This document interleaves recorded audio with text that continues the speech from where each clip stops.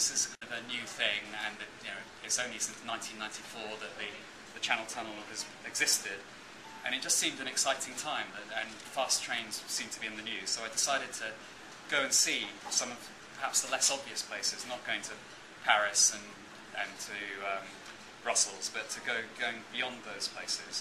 And so I kind of just decided to set off, and I went for most of the way with Emma, my girlfriend, who's in the middle here, and we proved a great companion, and we set off with a real sense of adventure and kind of looking at what we would find along the way. And so we set off, and our first trip was to Dijon, and it was almost, this was kind of, I wasn't sure if the whole idea would work, but we went to Dijon, and we suddenly found ourselves in a city, and we were almost the only tourists in August, and the French were on their holidays, and we had all these wine bars that seemed to be just open for ourselves, and the kind of palace of the Dukes of Burgundy, and all this interesting history that I really didn't know anything about, and I didn't know anyone. I hadn't really heard about these places, about Dijon before. And a similar frame of mind, went to Antwerp, and we kind of moseyed around all the diamond dealers near the airport, near the train station, and went to Rubens' house and discovered the gin bars and the cathedral, and just literally kind of followed our noses on these journeys. And we went to Lille, and we went on a tour of the First World War trenches, and also went to a Leonard Cohen concert, which was just, and found lots of British people were actually going to Lille just to watch a pop concert and then take the train back, which just goes to show how these fast trains are now becoming kind of, almost like catching a commuter train. And it's the headquarters of the Olympics movement, and it's kind of the most beautiful place and the most beautiful people. It's kind of a model society, and it's quite scary. You turn up there and everyone's going on skateboards and cycling, and 80-year-old joggers kind of doing unicycles and things like that.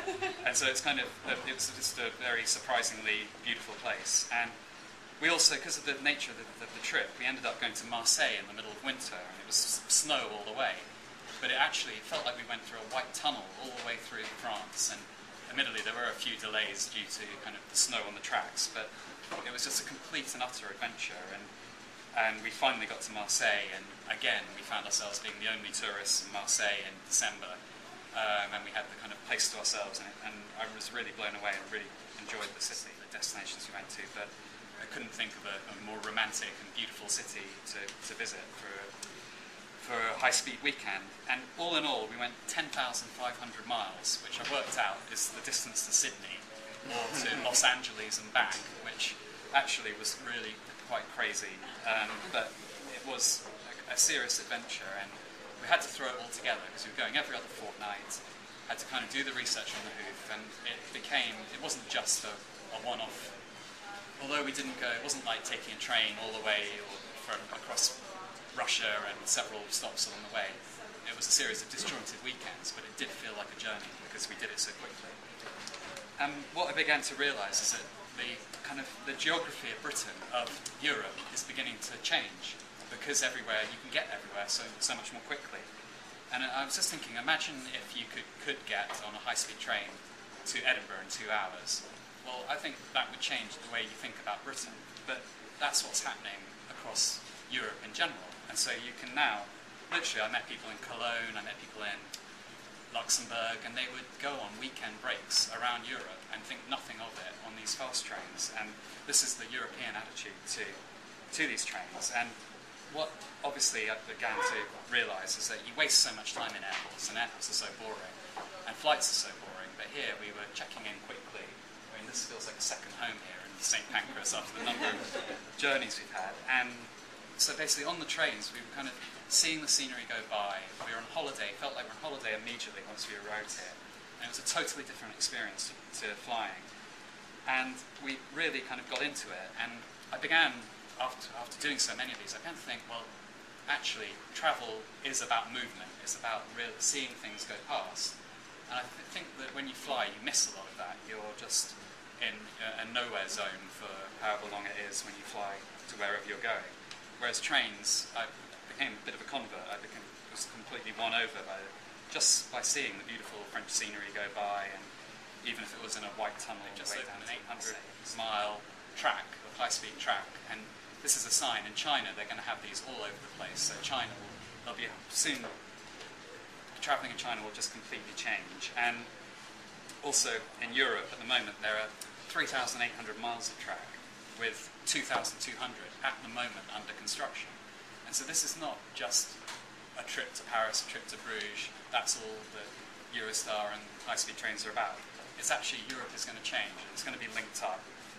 And quite kind of by mistake really, it's actually green. As enjoyable as it was, we also realised it felt quite nice not being in a plane and not being putting emissions straight up into the stratosphere or wherever they go. And so Britain we've got a special thing for that trains, because trains kind of began here. The first proper train line began between Liverpool and Manchester in 1830, and it was key to Britain's success. It was without this rapid network of trains, industrialisation wouldn't have succeeded in the way it did in Britain, and Britain would be a completely different country. And I think when we joke about kind of train spotters, there's something ingrained in our kind of history that explains why they exist. And I do think also that having visited Belgium, well, Belgium was a very new country when it first built its trains. And if it wasn't for the trains that went between Brussels and Antwerp and so forth, it might not have unified the country, and Belgium might not have existed. It might not have lasted. Actually, they felt it was very important to have the trains unifying those cities. And the same can be said of Germany in the 1870s, when Bismarck threw all his weight behind connecting Germany, connecting the German cities. Well, Germany could easily have split up in different ways, but it was one of the ways of unifying the country. And so I do believe there was a golden age of trains before planes came along. Perhaps that peaked in the 1920s, and when Orient Express was at its peak. But now I do think that with these high-speed trains, we're getting something like it again. And I did feel like there were smart kind of people going on these weekend breaks, dropping off at nice hotels in different parts of Europe, and these kind of savvy Europeans who were taking these trips between Cologne and Paris, and buying the tickets an hour before they went, kind of thing. And so what this book was trying to capture was this nice feeling of all these new places you can go to and how fast you can go. Yeah, so I'm interested Start now. Well, first of all, Kirker Holidays helped set up my trip to Girona, and it was fabulous. It was the longest journey I took. It was over 10 hours, and we zoomed through the French countryside, going through places like Perpignan. In fact, the sun was setting on the train journey down, and beautiful red colours in the sky, and oranges in the clouds, and so much nicer going by train than flying. And we arrived in Figueres, and this is a new bit of high-speed train line, and it only just opened 3 weeks before. And we got to Figueres, and our second train was just waiting for us on the other side of the platform to take us up to Girona. And we arrived in such a beautiful city that I would never have gone to if it hadn't been for the trains, with a lovely cathedral and really labyrinthine streets and an old Jewish quarter. In fact, I believe it's the oldest Jewish quarter in the whole of Western Europe. And it was a fabulous place, and they picked a superb hotel called Hotel Legendes, which I will recommend to anyone. It was right in the centre. And we visited the old Arab baths, and we basically potted around the old cafes. And we'd hired a car in advance, and we went down to Cadeques, which is where Salvador Dali lived. And so we visited the places. There was a statue of Salvador Dali there, and then we went to where he was born and brought up in Figueres, where there's a superb Dali museum, and really stunning. And he kind of designed the whole place, and it really made you understand his kind of crazy way of thinking, and his art progressed from being slightly more realistic in his early days to wackier and wackier as he grew older.